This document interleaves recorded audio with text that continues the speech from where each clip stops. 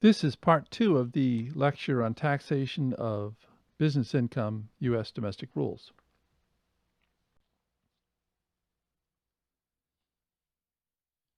As noted in part 1 of this lecture, to be taxable in the United States on business income, a foreign person must first be engaged in the conduct of a U.S. trade or business, and then the business income must be effectively connected with that trade or business. If a taxpayer is engaged in a U.S. trade or business, then income will be effectively connected if one of the following two tests is met.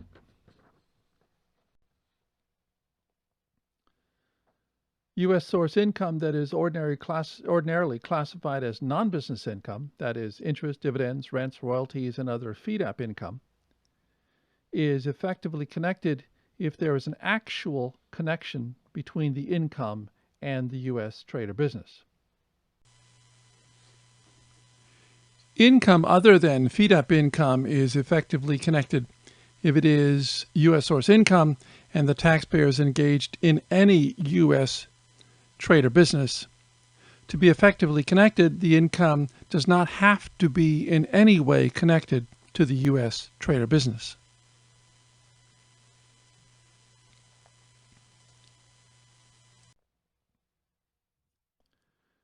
The source of income is determined under U.S. tax rules, which are discussed in detail in a later lecture. Let's discuss effectively connected FEDAP, or non-business income.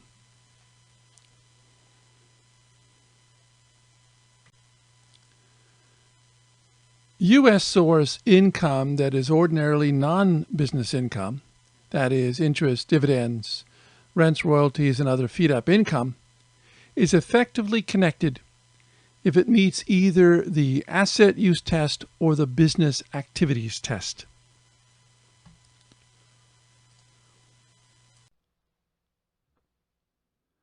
Under the asset use test, an item of income that would otherwise be non-business income is effectively connected if the income is derived from assets held for the use in the conduct of a U.S. trade or business. Interest income on working capital, for example, is effectively connected under this test.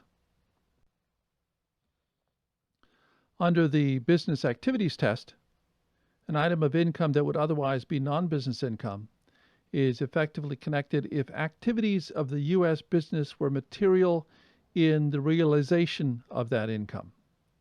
For example, if a U.S. business engages in licensing patents, then royalty income would be effectively connected. Here's an example of the asset use test. Foreign Corp is a Country X corporation that manufactures and sells medical equipment. It has a factory in the United States that constitutes a U.S. trade or business. The company holds $2 million in a commercial bank to meet the current operating needs of the U.S. factory. The U.S. factory also holds $10 million in U.S. Treasury bonds, which represents invested capital not needed in business operations.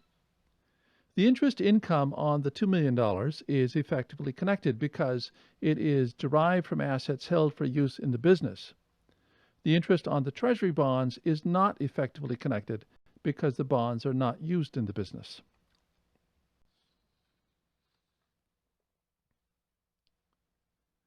Here's an example of the business activities test. Foreign Corp is a Country X corporation engaged in the licensing of patents. The company owns approximately 200 patents related to the manufacture of semiconductors. The company has several offices in the United States that employ people who are engaged in licensing of patents to U.S. chip makers. The licensing activities constitute a U.S. trade or business.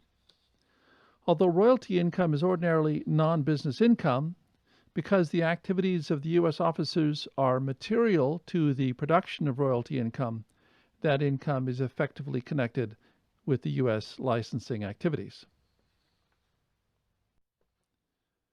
Now let's talk about income other than non-business income. Under Section 864C3, if a foreign person has a U.S. trade or business, then all U.S. source business income is deemed to be effectively connected. That is, if a foreign person has a U.S. trade or business, then all U.S. source business income is deemed to be effectively connected with that business, even if it has no actual connection with that U.S. trade or business. This concept is known as the force of attraction rule. Business income for this purpose is all income other than income subject to sections 871A or 881A, which we are calling non-business income.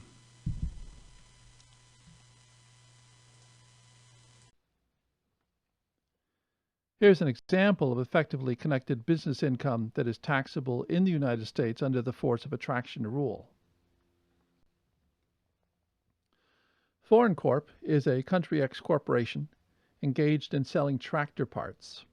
It has two divisions, a retail division and a wholesale division. The retail division operates two outlets in Michigan. The wholesale division operates only in Country X. The retail business is a U.S. trader business, and all sales to U.S. customers through that division are effectively connected. In addition, under the force of attraction rule, all sales to U.S. customers made through its wholesale division are effectively connected, despite the fact that these sales are not actually connected with its U.S. trader business. A foreign person who is a member of a partnership is deemed to be engaged in a U.S. trader business if that partnership is engaged in a U.S. trader business. Section 875 provides that a non-resident alien individual or foreign corporation is engaged in a U.S. trader business if a partnership of which the person is a member is engaged in a U.S. trader business. Based on the plain language of the statute, any interest in a partnership, no matter how small, causes a person to be engaged in a U.S. trader business if the partnership is so engaged. There is no minimum partnership interest required to trigger the application of this rule. Under the force of attraction rule discussed earlier,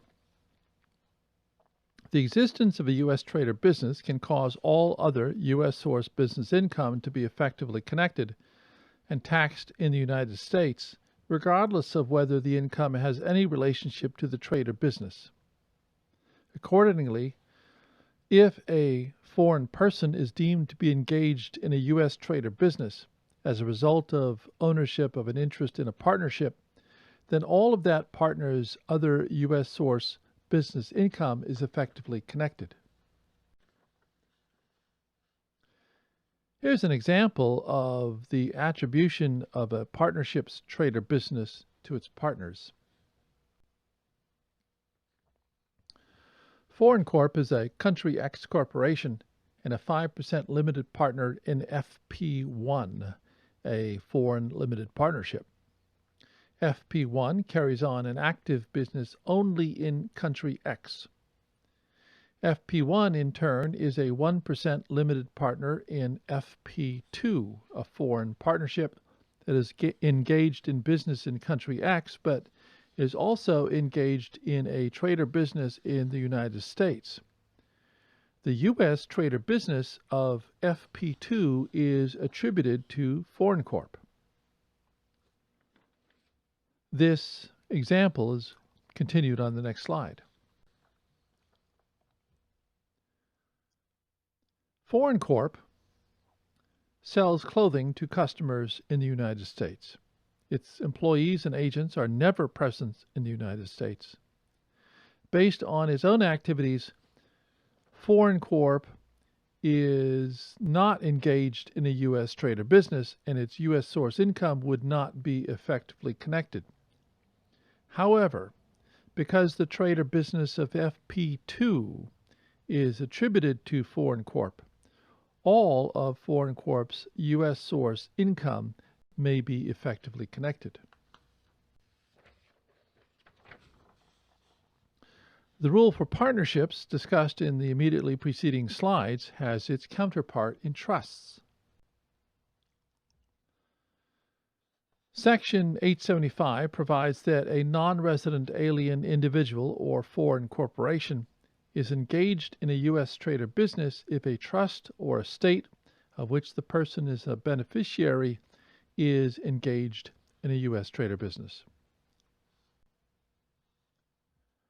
Once again, under the force of attraction rule, the existence of a U.S. trade or business can cause all other U.S. source business income to be taxed in the United States, regardless of whether the income has any relationship to the trust or estate, where, absent the imputed trade or business from the trust or estate, the income would not be taxed in the United States. Although a taxpayer ordinarily must be engaged in a U.S. trade or business before income can be effectively connected, there are exceptions to this rule when the taxpayer is engaged in a U.S. trade or business in a year before or after the year in which the income is recognized.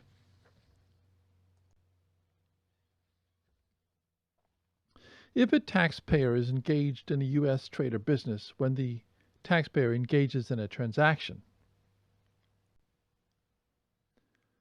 but recognizes the income from that transaction in an earlier or later year, then the test for effectiveness is made as if the income was recognized in the same year as the transaction.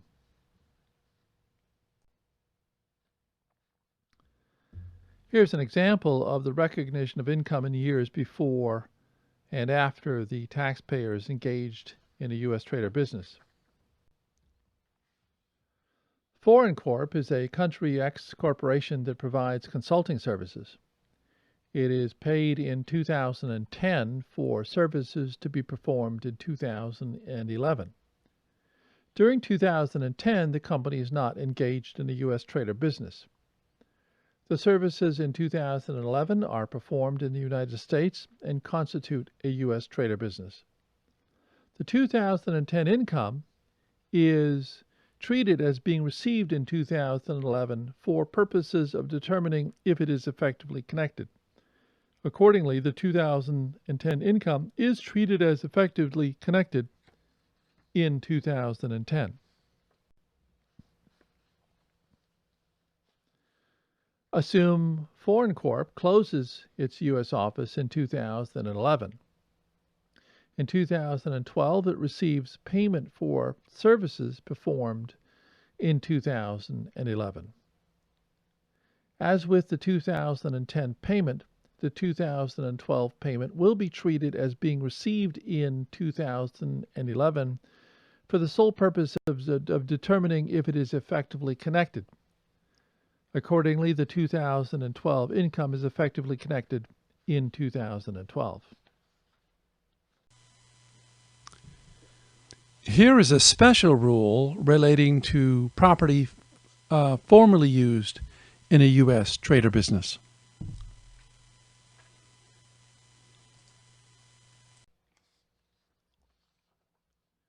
If property is used in a U.S. trade or business and it ceases to be so used, and the property is disposed of within 10 years after such cessation, then the resulting gain is to be deemed to be effectively connected. Here's an example of property formerly used in a U.S. trade or business. Foreign Corp is a Country X corporation engaged in the manufacture of clothing. It has a small factory in the United States. It closes the factory at the end of 2010 and shifts all of its equipment to a location outside the United States. If it sells that equipment within 10 years, then the resulting gain is effectively connected. Ordinarily, real property rental income is non-business income if the rental activity is not a U.S. trade or business. However, a taxpayer can elect to treat the income as effectively connected. A taxpayer can make an election to treat U.S. real property rental income as effectively connected. This election is available even if the taxpayer is not otherwise engaged in a U.S. trade or business. The purpose of the election is to allow foreign taxpayers to pay U.S. tax on net rental income at regular rates and avoid 30% tax on gross rents. Once the election is made, the election applies to all non-business U.S. real property, as well as gains from sales or exchanges of real property and certain income from natural resources. The election is made for real property that is not otherwise considered a U.S. trade or business, and once made, the election cannot be revoked without IRS permission. The election by itself does not cause a taxpayer to be engaged in a U.S. trade or business. So if a taxpayer has other sources of business income in the United States, that income is not automatically effectively connected. Here's an example of an election to treat real property rents as effectively connected. Fukuda is a Country X citizen and resident with rental property in Ohio. She receives annual rents of $250,000 and has expenses of $50,000. Assume, for purposes of this example, that the rental activity is not a U.S. trade or business. The rental income is subject to tax and withholding as non-business income at a rate of 30%, and the expenses are not allowed as a deduction against this income. This example is continued on the next slide. If Fukuda makes an election to treat the rental income as effectively connected, then the rental income is reduced by the $50,000 of expenses, and the net amount is taxed in the United States at regular graduated tax rates.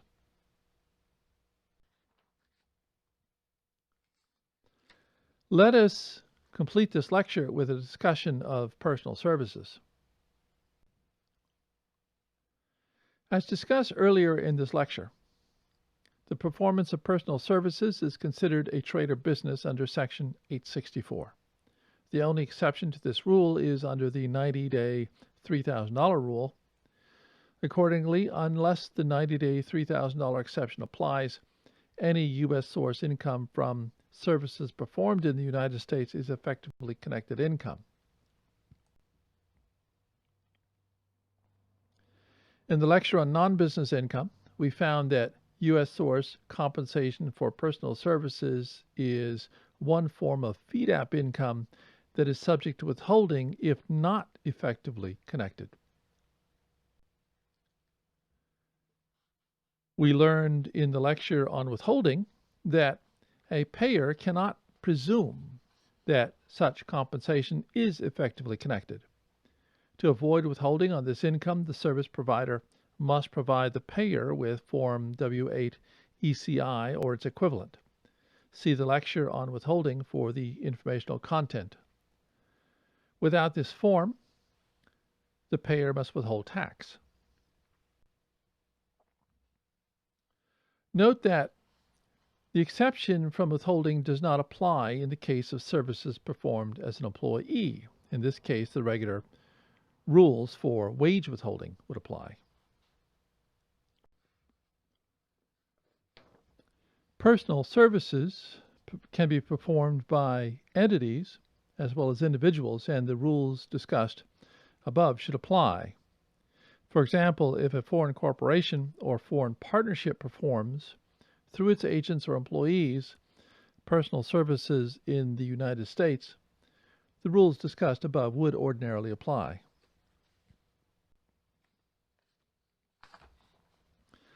Here's an example of personal services performed by a foreign corporation.